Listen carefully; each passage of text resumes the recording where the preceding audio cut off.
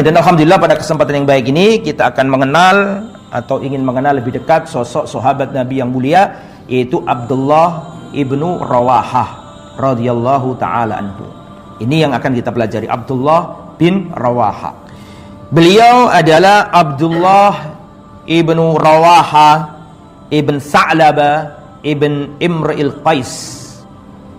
Beliau Al-Ansari, sahabat Ansor. Ya, berarti beliau masuk surat At-Taubah ayat 100 tadi. Was-sabiqunal awwalun minal muhajirin wal ansor. Dan orang-orang yang pertama kali masuk Islam dari kalangan muhajirin dan ansor serta yang mengikuti mereka, kata Allah radhiyallahu anhum, Allah ridho kepada mereka. Ya, jadi beliau masuk kategori Al-Ansor. Kemudian beliau juga Al-Amir, dijuluki Al-Amir. Mengapa beliau dikatakan Al-Amir? Karena beliau adalah panglima perang, jenderalnya kaum muslimin. Ya, Abdul pemberani orangnya, Al-Amir, pemimpin, panglima perang. Asy-Syahid, dan beliau adalah orang yang syahid.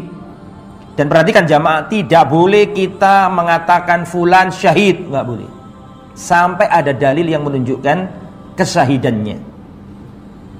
Sering kita dengar ada orang-orang ya mengatakan Hasan al-Banna asy-syahid, as-syahid Hasan al-Banna, asy-syahid Said Qutb. Ini tidak boleh. Karena kalau dikatakan as-syahid artinya pasti masuk surga, pasti dapat bidadari. Dari mana kita tahu?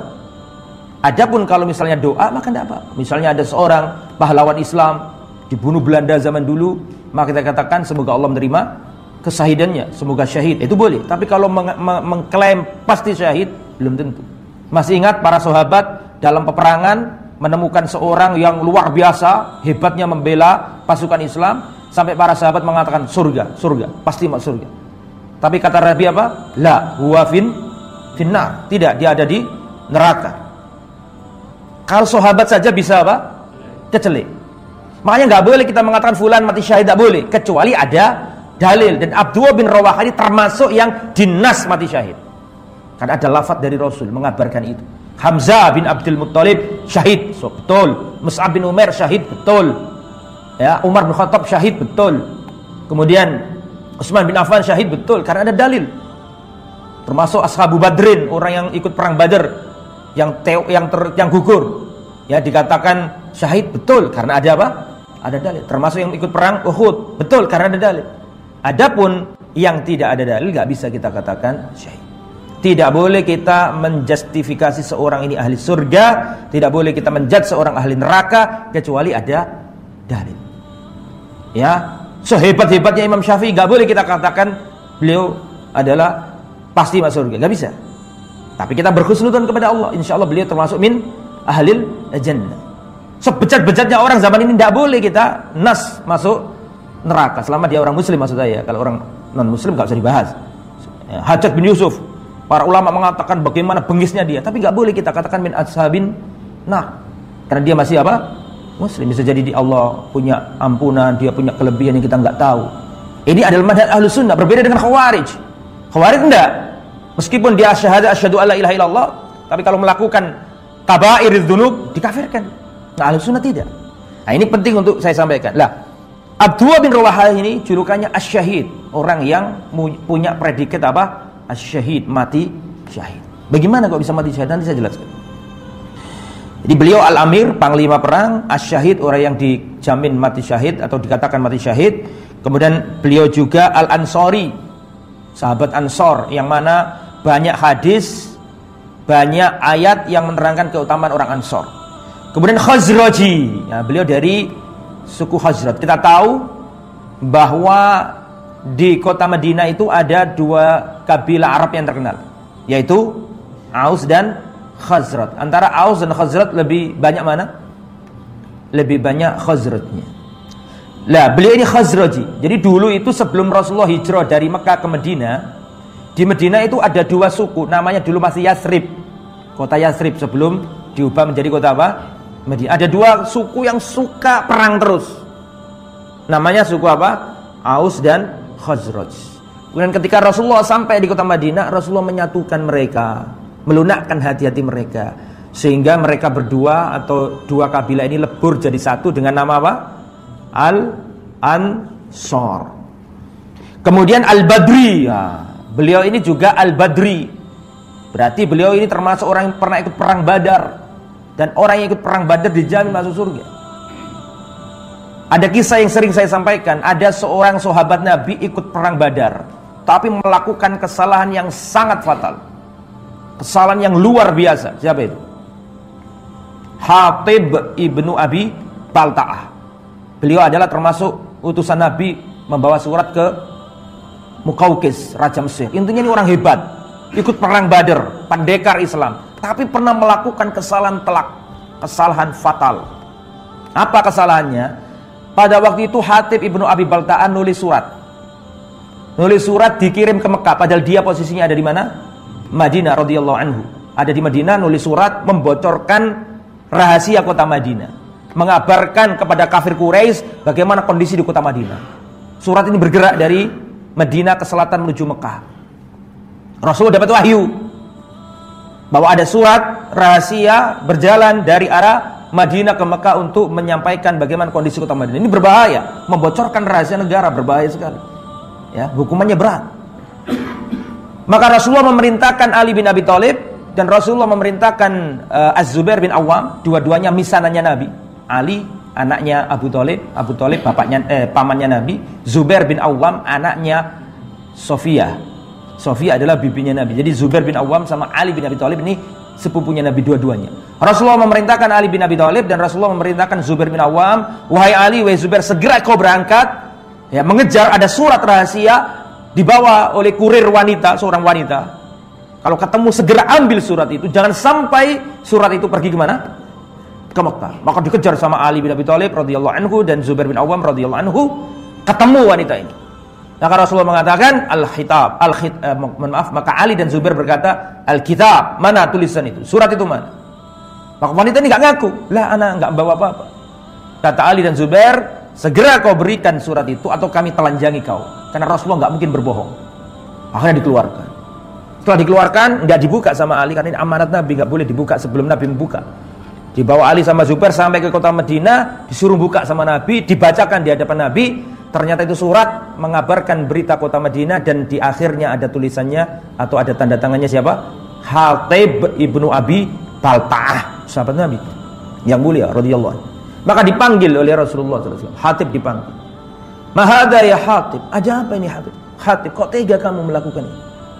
Itu Umar sudah gak kuat. Umar mengatakan, dakni ya Rasulullah adribu hadzal munafik. Ya Rasulullah, biarkan aku tebas kepalanya orang munafik ini. Kata siapa? Kata Umar. Tapi apa yang terjadi? Sebelum Nabi mendengarkan klarifikasinya, atau ketika Rasulullah mengomentari ucapannya Umar yang tegas, keras seperti itu, Nabi mengatakan, mahlan ya Umar, pelan ya Umar, jangan gegabah ya Umar, innahu badriyun, karena dia adalah orang yang pernah ikut perang Badar, dan itu gak mungkin orang munafik. Orang Mekah gak ada yang munafik. Orang Mekah itu hitam putih, yang hitam ikut Abu Jahal, yang putih ikut Nabi. Paham? Mereka datang ke mana? Ke Madinah. Adapun di Madinah baru heterogen masyarakatnya. Ada munafik, ada musyrik, ada muslim, ada Yahudi, macam-macam. Tapi kalau di Mekah cuma ada dua kubu, hitam sama apa? Putih. Dibela sama Nabi. Kenapa saya ceritakan itu? Supaya antum tahu bagaimana kedudukan orang yang ikut perang apa? Badr. Bahkan Nabi mengatakan Allah Subhanahu wa taala berkata kepada ahli Badr, if'alu ma syi'tum, kerjakan sesuka hati kalian. Qad ghafartu lakum, aku ampuni dosa-dosa kalian. Itu ucapan Allah kepada siapa? Ahli Badr. Lah, Abdullah bin Rawaha ini ashabu Badrin, termasuk sahabat yang pernah ikut apa? Perang Badr. Dan perang Badr itu beda dengan perang-perang lainnya. Karena perang Badr itu sifatnya sukarela. Nabi tidak apa? Tidak mewajibkan. Karena niatnya memang bukan untuk perang. Niatnya apa? Menghalau kafilah dagang kafir Quraisy. Itu sudah sering saya sampaikan. Nah, kemudian beliau juga punya julukan lain, Syairur Rasul. Beliau adalah penyairnya Rasulullah. Jadi kalau antum ditanya siapa penyairnya Nabi, penyairnya Nabi tidak satu, lebih dari satu. Yang terkenal penyairnya Nabi adalah Abdullah bin Rawaha dan Hasan ibn Thabit. Ini dua-duanya dijuluki apa? Syairur Rasul, penyairnya Rasulullah sallallahu alaihi wasallam. Apa saja keutamaan Abdullah bin Rawaha? Keutamaan yang pertama, ijtihaduhu fil ibadah safaran wa hadara. Beliau ini orang yang begitu semangat luar biasa dalam beribadah. Safaron, baik ketika safar, wa hadaron, maupun dalam keadaan mukim. Terkenal Abdullah bin Rawaha ini ahli ibadah. Mana dalilnya? Ayo kita simak. Yaqulu Abu Darda. Abu Darda berkata, Abu Darda ini termasuk juga ahli ibadahnya sahabat. Masih ingat kisahnya Abu Darda sama Salman Al-Farisi? Terkenal di kisahnya kan? Itu menunjukkan bahwa Abu Darda itu seorang ahli ibadah. Nah ini Abu Darda mengomentari siapa? Abdullah bin Rawaha.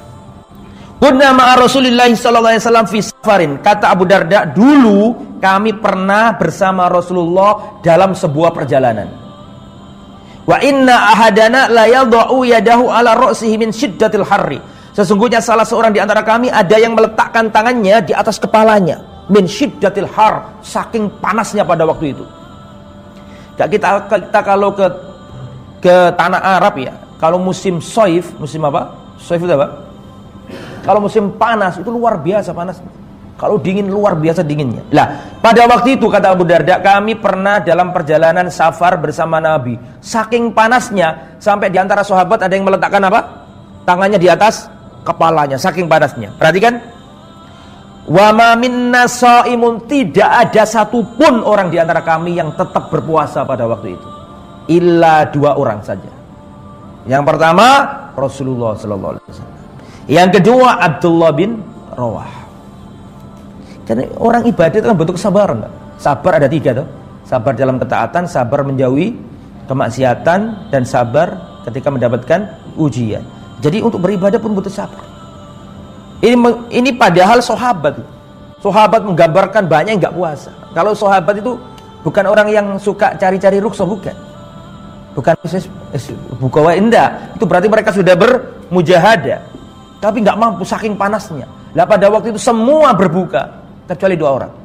Yang pertama siapa? Rasulullah SAW. Yang kedua Abdullah bin Rawaha. Ini menunjukkan bagaimana semangat ibadahnya Abdullah bin Rawaha. Waqala Ibnu Abi Layla, tazawwaja rajulun imra'ata bin Rawaha. Ada seorang laki-laki menikahi istrinya Abdullah bin Rawaha. Karena Abdullah bin Rawaha ini gugur nanti dalam perang apa?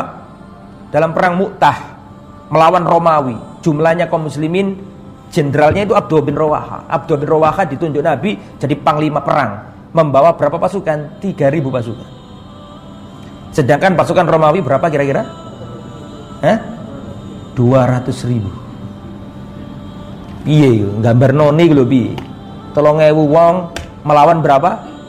200.000. 200.000 itu kalau melewati lembah kayak air mengalir itu. Saking wakil. Di antara jenderalnya adalah Abdullah bin Rawaha. Gugur dalam perang Mu'tah itu. Lah ketika adapun kisah bagaimana perang Mu'tah itu dulu sudah pernah saya sampaikan ya. Jadi ketika Abdullah bin Rawaha gugur, mati syahid, otomatis kan istrinya jadi apa? Jadi janda. Tazawwaja rajulun imra'ata ibni Rawaha.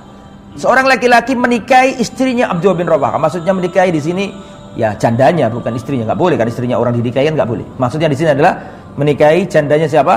Abdullah bin Rawaha. Faqala laha, maka maka laki-laki ini berkata kepada istrinya Abdullah bin Rawaha, tadrina lima tazawwajtuki. Wahai fulana, tahukah kenapa aku menikahi dirimu? Apa sebabnya aku menikahi dirimu? Lituhbirini an sani'i Abdullah fi baiti. Karena aku ingin kau mengabarkan kepadaku apa yang dilakukan Abdullah bin Rawaha di dalam rumahnya. Saking pengin meneladani siapa? Abdullah bin Rawaha. Fazakarat lahu syai'an la ahfadhu. Maka akhirnya wanita ini menyampaikan kepada suami barunya, dulu Abdullah bin Rawaha seperti ini, dulu Abdullah bin Rawaha seperti ini, dulu Abdullah bin Rawaha seperti ini. Di antara yang disampaikan adalah, perhatikan, dan ini kita tujuannya belajar itu kan mengamalkan dari kita, meneladani para sahabat. Ini salah satu amalannya Abdullah bin Rawaha yang kita berusaha untuk bisa melakukannya. Apa itu? Kata istrinya begini, kana idza arada an yakhruja min baitihi shalla rakaatain. Dulu suamiku dulu Abdullah bin Rawaha jika dia ingin keluar rumah, dia mesti sholat 2 rakaat dulu. Dan itu ada dalil. Dan nggak mungkin para sahabat melakukan sesuatu yang bid'ah, nggak mungkin. Dalil Rasulullah mengatakan barang siapa keluar dari rumahnya, sebelum keluar dari rumahnya sholat 2 rakaat, maka dia akan terhindar dari tempat keluar yang jelek. Dan 2 rakaat ini umum, bisa dengan ini mutlak, maksudnya bisa dengan 2 rakaat sebelum keluar rumahnya lah. Bisa dengan sholat duha, bisa. Misalnya panjenengan nih mau ngantor nih. Kantornya jam 8 atau jam 7. Sebelum naik mobil berangkat atau naik motor berangkat, sholat 2 rakaat dulu. Niat boleh niat apa? Duha. Otomatis sholat duhanya panjenengan tadi itu menjadi 2 rakaat sebelum apa? Sebelum keluar. Itu maksudnya. Sama dengan itu loh, sama dengan Rasulullah berkata, jika salah seorang di antara kalian masuk masjid, jangan duduk sampai dia sholat 2 rakaat. Jadi intinya ojo lungguse tapi sholat orang rakaat. Kalau antum masuk masjid ya belum qomat, antum sholat qobliyah subuh, sholat sunnah fajar 2 rakaat kan, otomatis qobliyah subuh itu menjadi 2 rakaat sebelum duduk. Jadi nggak usah 2 rakaat tahiyatul masjid berdiri lagi 2 rakaat qobliyah subuh, nggak usah. Qobliyahnya subuh Anda itu menjadi 2 rakaat sebelum duduk. Bisa dipahami? Karena Nabi tidak berkata jika kamu masuk masjid jangan duduk sampai kamu sholat tahiyatul masjid. Nabi nggak ngomong ngono. Lafaz tahiyatul masjid itu para ulama saja mengistilahkannya. Kalau Nabi sendiri ngomongnya adalah jika kamu masuk masjid jangan duduk sampai kamu sholat 2 rakaat. Nah, rakaatnya bisa dengan apa tadi? Qobliyah subuh. Jadi nggak usah 2 terus bangkit lagi, nggak usah. Ya otomatis itu menjadi 2 rakaat sebelum duduk dan itu adalah qobliyah subuh. Nah, termasuk ini. Jadi yang dilakukan oleh Abdullah bin Rawaha ini setiap kali keluar rumah sholat 2 rakaat. Wa idza dakhala shalla rakaatain. Dan sebaliknya kalau pulang dari bepergian masuk rumah sholat 2 rakaat. La yad'u dzalika abada. Abdullah bin Rawaha tidak pernah meninggalkan itu. Nah, ini perlu kita contoh ya. Itu adalah keutamaan Abdullah bin Rawaha yang pertama, ahli ibadah orangnya. Baik ketika apa tadi? Safar maupun dalam kondisi apa tadi? Bermukim, ahli ibadah. Sanian wa min manaqibihi annahu kana harisan 'alal amri bil ma'ruf wan nahyi 'anil munkar hatta fi maradihi syadid. Ya, Abdullah bin Rawaha ini termasuk orang yang semangat beramar ma'ruf nahi munkar. Bahkan dalam kondisi sakit parah masih semangat untuk beramar ma'ruf nahi munkar. Memang ciri khasnya para sahabat itu amar ma'ruf nahi munkar. Karena amar ma'ruf nahi munkar inilah mereka dijadikan generasi terbaik. Kuntum khaira ummatin ukhrijat linnas. Kalian adalah manusia terbaik yang Allah keluarkan untuk umat manusia. Apa cirinya? Ta'muruna bil ma'ruf wa tanhauna 'anil munkar. Mau amar ma'ruf nahi munkar, ngajak yang baik, nyegah yang munkar. Termasuk Abdullah bin Rawaha ini. Bagaimana ceritanya? Begini. Uhmiya ala Abdullah bin Rawaha. Pernah Abdullah bin Rawaha ini pingsan, nggak sadarkan diri. Faja'alat ukhtuhu Amrah tabki. Ketika melihat saudaranya berbaring pingsan, maka saudarinya siapa? Abdullah bin Rawaha namanya Amrah ini nangis terus, nangisi kakaknya atau nangisi saudaranya yang pingsan tersebut. Dan dia mengatakan wajabala wa kadza tu'addid alaihi. Dia berteriak wahai sangku kayak semacam meratap begitu. Qala hina afaqa, ketika tersadarkan diri, ketika sadar siapa namanya Abdullah bin Rawaha, dia berkata kepada saudarinya yang tadi ngomong seperti itu, ma qulti syai'an illa qilali, tidaklah kamu tadi ngomong seperti itu, teriak mengangkat suara seperti tadi itu, kecuali dalam mimpiku itu, kecuali dalam keadaanku tadi dikatakan anta kadzalik, apakah kamu seperti yang diomongkan orang ini, apakah kamu seperti yang diomongkan orang ini. Dan itu memang ada hadisnya dari Aisyah bahwa meratapi mayit itu akan berdampak kepada siapa? Si mayit. Setiap kali ada ratapan, maka mayit itu akan didorong-dorong oleh malaikat dan mengatakan anta kadzalik, apakah kamu seperti yang diomongkan orang ini. Makanya enggak boleh. Falamma mata lam tabki alaihi, maka ketika Abdullah bin Rawaha mati tidak ada satupun saudaranya yang menangisinya. Ini maksudnya adalah larangan untuk apa? Meratap mayit. Meratap bukan nangis ya. Kalau menangis boleh. Sekedar menangis boleh. Meratap itu lebih dari sekedar apa? Menangis. Dan memang itu ada. Saya pernah jumpa dulu di waktu saya di masjid di Rumah Sakit Muhammadiyah Lamongan. Ya, ada seorang yang wafat, tidak ada yang tahu wafatnya pada waktu itu kecuali saya, karena saya yang mendampingi ayahnya perempuan itu. Saya talqin sampai wafat, maka saya keluar ngasih kabar kepada keluarganya. Ketika saya kasih kabar, Mbak, bapaknya jenengan sudah tidak ada. Ini wanita langsung teriak kau kenceng dan langsung gulung-gulung di rumah sakit itu. Semua orang itu lihat semuanya. Memang benar ternyata Nia itu ada, ya kayak gitu. Teriak-teriak kenceng-kenceng, bapak sambil nyakar-nyakar wajah. Kebanyakan wanita kayak gini. Nah, itu gak boleh, itu berbahaya untuk apa? Si mayit. Perhatikan ada hadis yang berbunyi, ya, yu'adzabul mayyit bima niha alaihi. Mayit akan diazab karena ratapan apa? Keluarganya. Gak boleh meratapi mayit. Dan termasuk meratapi mayit adalah kumpul-kumpul di rumah orang mati. Yang ngomong siapa? Jabir bin Abdillah. Pak sahabat mengatakan kunna na'uddu al-ijtima' inda ahlil mayyit minan niyah wa sunnati minan niyah atau kama qalat. Kami menganggap kumpul-kumpul di rumah orang mati sambil dihidang-hidangkan makanan minan niyah, termasuk meratapi mayit. Dan Al-Imam Asy-Syafi'i dalam kitabnya mengatakan akrahul ma'tam, aku benci acara ma'tam. Ma'tam itu acara kumpul-kumpul yang di situ ada makanan-makanan. Ya, kata Imam Syafi'i, karena itu bisa memperbarui kesedihan dan yukalliful mu'nah, ini membebani keluarga si mayit dengan mengeluarkan biaya-biaya. Maka kita tidak perlu melakukan, tapi kita boleh bersedekah atas nama si mayit, mendoakan si mayit, ya, dan seterusnya. Tayyib, itu yang nomor 2. Yang nomor 3, wa min manaqibihi radhiyallahu anhu anna Nabiy sallallahu alaihi wasallam asna alaihi wa ala syi'rihi. Termasuk keutamaan Abdullah bin Rawaha adalah Rasulullah menyanjungnya karena syair-syairnya. Sehingga beliau juga dijuluki syairur Rasul, penyairnya Rasulullah. Ya, ada, kalau zaman sekarang kan ada perang melalui media. Zaman dulu ada perang melalui syair. Ya. Wa sami'a rajulun Aba Hurairah fi qasasihi yadhkurun nabiyya yaqul inna akhun lakum yaqulur rafath la yaqulur rafath.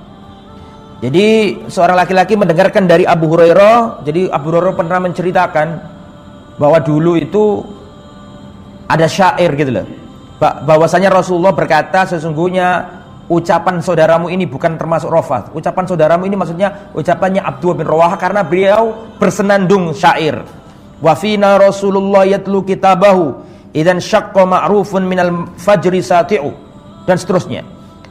Bahkan ketika perang Khandaq, saya bacakan, laqad ra'aitu Rasulullah yauma hafril Khandaq, kata Barra bin Azib, ketika perang Khandaq saya melihat Rasulullah termasuk orang yang memindai batu-batu. Kan Khandaq itu kan artinya apa sih? Khandaq itu parit. Karena musuh datang ini 10.000 pasukan, sekutu, Ahzab artinya sekutu. Enggak mungkin bangun benteng, enggak mungkin karena kelamaan. Ya, dan memang kulturnya di situ dulu sulit buat benteng. Akhirnya kebalikannya benteng. Kalau benteng kan naik ke atas. Kalau parit berarti apa? Gali ke bawah. Ini atas usulan siapa kemarin? Salman Al-Farisi. Otomatis para sahabat semuanya berlomba-lomba dalam kebaikan untuk membuat parit itu. Bahkan Rasulullah sendiri ikut nyemplung di situ, ikut ngakuti batu-batu besar itu. Nah, di saat seperti itu Rasulullah sallallahu alaihi wasallam wa huwa yatamatsalu kalimat Ibni Rawaha, Rasulullah menyenandungkan syairnya Abdullah bin Rawaha. Jadi ucapannya Abdullah bin Rawaha tapi diucapkan Nabi.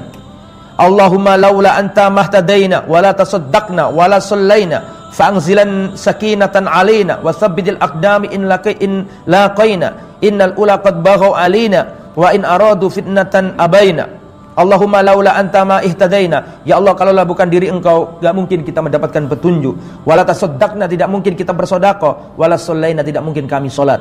Fa'anzil sakinatan alaina, maka turunkanlah ketenangan kepada kami. Wasabitil aqdam in laqaina, dan kuatkanlah kaki-kaki kami ketika kami menjumpai musuh. Ini syair-syair yang dibaca oleh Rasulullah, dan syairnya itu adalah syairnya Abdullah bin Rawaha. Jadi intinya di sini bahwa Abdullah bin Rawaha ini adalah seorang penyair yang mana dengan syair-syairnya membela Rasulullah sallallahu alaihi wasallam. Yaqulu Anas bin Malik berkata, dakhalan nabiyyu Makkah fi umratil qada wa Abdullah bin Rawaha yamshi baina yaday. ketika umrah qadha, umrah setahun setelah Sulhul Hudaybiyah, yang Rasulullah dan para sahabat melaksanakan ibadah umrah. Ketika dalam perjalanan umrah di kota Mekah itu Abdullah bin Rawaha ada di depan Nabi, jalan di depan Nabi sambil menyenandungkan syair, khalu banil kuffari an sabilihi al-yawma nadribkum ala tanzilihi darban yuzilul hama an maqilihi wa yudhilul khalila an khalilihi. Jadi syair-syair pembelaan terhadap Nabi dan semangat dalam menghadapi musuh. Faqallahu Umar berkata ketika melihat Abdullah bin Rawaha membacakan syair di hadapan Nabi, dimarahi sama Umar. Dan Umar mengatakan, ya ibn Rawaha, baina yaday Rasulillah wa fi haramillahi azza wa jalla taqul syi'ra. Wahai Abdullah bin Rawaha, apakah di hadapan Rasul dan di tanah haram kau menyenandungkan syair, kau bersyair? Faqala lahu Nabi, maka Rasulullah berkata membela Abdullah bin Rawaha, khalli anhu ya Umar, biarkan dia wahai Umar, falahu wa asra fihim min nazgin nabal. Sesungguhnya syairnya Abdullah bin Rawaha itu lebih cepat daripada anak panah. Artinya penting juga untuk membuat musuh gentar gitu loh dengan syair-syairnya. Itu yang ketiga. Yang keempat, wa min manaqibihi radhiyallahu anhu anna nabiyya 'ada fi maradihi. Termasuk keutamanya Abdullah bin Rawaha adalah Rasulullah menjenguknya ketika sakit. Rasulullah menjenguk Abdullah bin Rawaha ketika sakit. Dikatakan di sini an Ubadah ibn Samit, dari Ubadah bin Samit, anna Rasulullah sallallahu alaihi wasallam ada Abdullah ibn Rawaha. Sesungguhnya Rasulullah pernah menjenguk Abdullah bin Rawaha. Fama tahawwaza lahu an firashihi faqala adruna man syuhada'u ummati. Ketika melihat saudaranya sedang berbaring sakit, maka Rasulullah berkata, pada waktu ada orang-orang yang lain juga, ada sahabat yang lain juga, Rasulullah berkata, adadruna man syuhada'u ummati. Tahukah di antara kalian, tahukah kalian orang-orang yang mati syahid dari umatku? Qalu, mereka berkata, qatlul muslim syahadatun, yaitu seorang muslim yang terbunuh di medan jihad, itulah syahid. Kata Nabi, la. Jadi gini loh, ini Abdullah bin Rawaha ini sakit. Seandainya mati, berarti kan bukan mati dalam ikut perang kan gitu kan ya. Matinya berbaring di kasur gitu kan. Nah, tapi nanti ujungnya ya mati saya juga di medan jihad. Tapi pada waktu itu belum di medan jihad, masih di mana? Di kasur. Di saat seperti itu Rasulullah berkata kepada para sahabat, tahukah kalian orang-orang yang mati syahid itu apa saja? Kata para sahabat, orang yang mati syahid adalah orang yang mati di medan jihad. Kata Nabi, la. Kalau seandainya ukurannya mati syahid itu saja, maka orang yang mati syahid di antara umatku sangat sedikit. Terus Nabi mengatakan, qatlul muslim syahada, orang yang terbunuh ya di jalan Allah itu syahid. Wa ta'un syahada, dan orang yang mati karena penyakit ta'un itu juga syahid. Dan banyak sahabat yang mati karena ta'un. Di antara sahabat yang mati karena ta'un, wafat karena ta'un siapa? Ya. Gubernur Syam, Abu Ubaidah ibnul, ta'un ya kayak pandemi gitu. Jadi kalau orang kena itu gampang menjalar gitu. Dan orang kalau kena ta'un ini dagingnya itu merotoli. Oh, luar biasa penyakit zaman dulu ini. Bahasa Indonesianya apa sih? Ta'un itu. Pageblok pandemi. Ada yang mengatakan lepra ya, ada yang mengatakan kusta, Allah alam yang benar yang mana itu. Ya itu dagingnya itu keropos gitu. Abu Ubaidah ibnul Jarrah.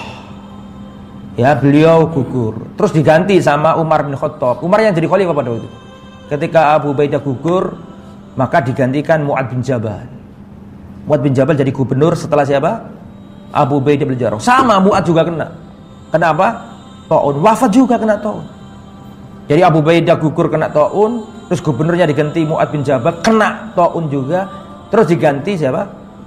Amr bin As. Amr bin As ini cerdas orangnya, negarawan, politikus, cerdik, jenius. Maka dipikir sama Amr bin As, dalam riwayat beliau itu memperumpamakan ta'un itu seperti api. Yang namanya api itu selama masih ada yang dibakar akan terus apa? Merambat terus. Akhirnya dalam riwayat beliau membuat instruksi agar seluruh orang berbencar. Nah ini sosial apa namanya? Distensi. Itu sudah terjadi. Bahkan di zaman Nabi sudah ada. Ya kalau ada wabah di suatu tempat, janganlah yang di dalam apa? Keluar. Itu kan sosial sudah diajarkan Nabi itu. Akhirnya Amr bin As menyuruh orang-orang lari ke gunung, ke lembah, berpencar semuanya, jangan ada yang mendekat satu sama lain. Dan atas izin Allah Subhanahu wa taala selamat negeri Syam dari wabah pagebluk apa tadi namanya? Taun tersebut. Nah ini. Jadi orang kena taun mati syahid. Wal mar'atu yaqtuluha jam'a, dan wanita yang wafat karena mengandung bayi. Mengandung bayi lahiran wafat, ini termasuk yang mati syahid. Oke. Khamisan wa min manaqibi anna an-nabiyya syahida lahu bisyahada fi sabilillah. Ini yang terakhir kayaknya ya, nomor 5 ini. Nomor 5 adalah keutamaan Abdullah bin Rawaha. Rasulullah SAW menyatakan bahwa dia adalah orang yang mati syahid dan terbukti syahid di medan jihad.